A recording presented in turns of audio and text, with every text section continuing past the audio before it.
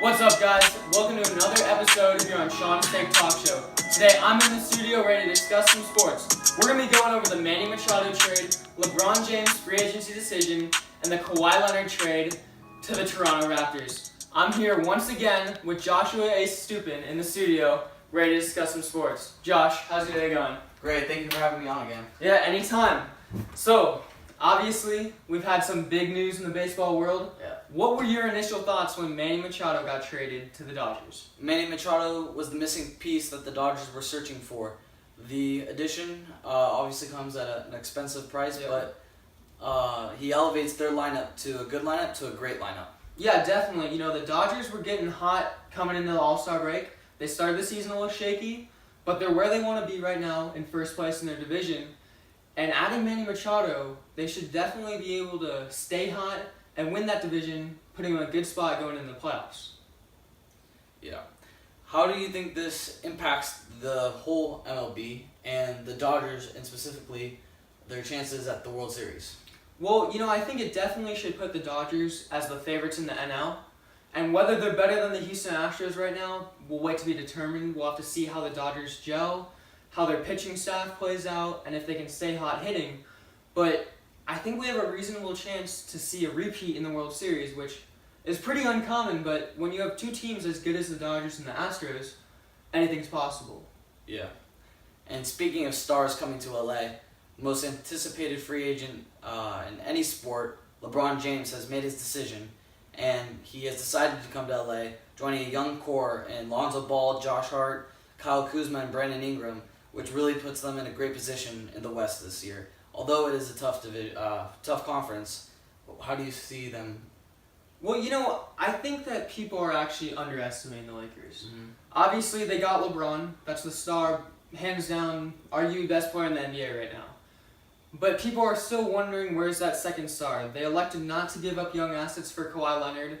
Paul George stayed in Oklahoma City. Right. But what people aren't taking into account is Brandon Ingram, Lonzo Ball, Kyle Kuzma, Josh Hart. Those guys are going to grow. Mm-hmm. I think Brandon Ingram's ready to take a big step this year. Mm-hmm. Without LeBron, he was supposed to be their superstar. Mm-hmm.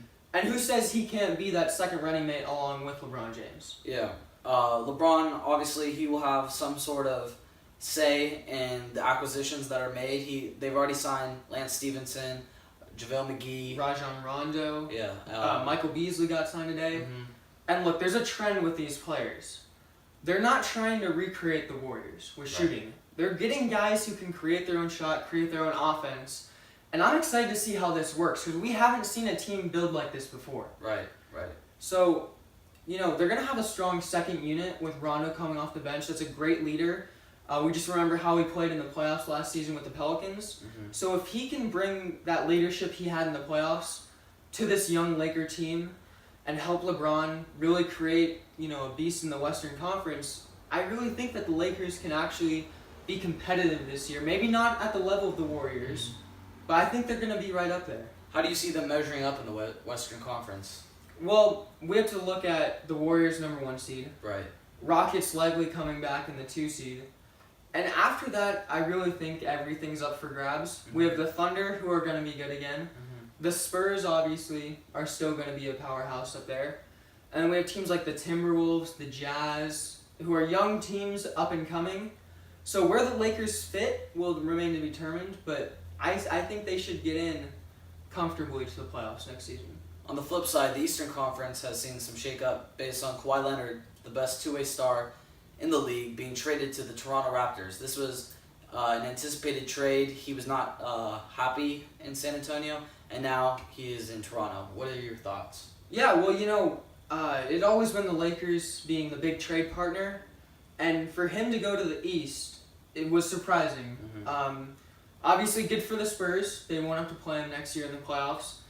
And I think good for the Raptors, too, to really get, you know, they're losing to DeMar DeRozan, a long-time favorite there, but they're getting a guy who can potentially elevate this team to a championship. So where do you see the Raptors in the Eastern Conference this year?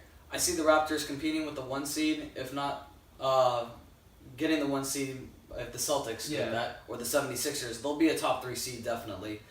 But I think the DeMar DeRozan, with the addition to the Spurs, that still gives the Spurs a quality asset that could elevate their team in being a Western Conference competitor as well. Yeah, definitely. You know, I look at this Spurs trade and the trade for the Spurs from their standpoint, and most people are like, "Oh, you just gave up Kawhi Leonard. You just gave up one of the best players in the NBA. How does that affect your franchise?" But what people forget is Kawhi didn't play last season. Right. And they still made the playoffs. They were just under 50 wins. And now they add DeMar DeRozan to that same roster. Right. So essentially, from last year to this year, you're adding DeMar DeRozan without losing anything. Right. You know, in the long run, yes, for- Kawhi was there for the championship and everything like that. But you're adding DeMar DeRozan's production to last year's team without losing much. And I think that's a really good addition for them. I think DeRozan really fits Popovich's system, and I think the Spurs are going to surprise some people this year. Definitely. The Raptors are in prime position to compete in the Eastern Conference. Yeah, you know, I really see it as a three-team race in the East right now with the Celtics, Raptors, and 76ers. And it's going to go down to the wire with them, but it's going to be exciting to see who represents the East in the NBA Finals. All right, well, that wraps up another episode here on Sean's Take. Josh, thanks for coming in again. Thank you for having me. Always a pleasure. And we'll see you guys next time here on Sean's Take.